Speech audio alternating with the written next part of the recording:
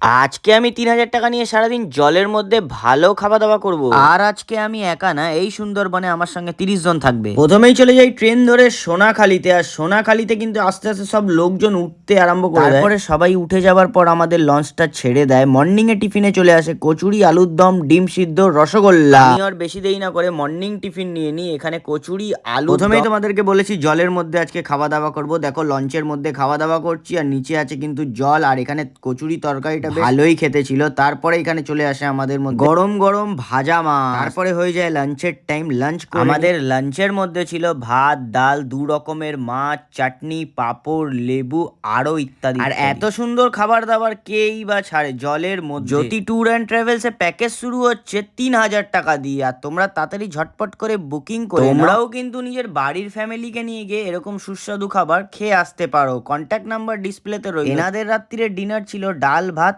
আলু ভাজা, মাটন, লেবু, পেঁয়াজ। আহা, ব্যাপারটা পুরো জমে যাবে। আজকের ভিডিওটা এত অবধি, নেক্সট পার্টে আবার দেখা হচ্ছে। টাটা।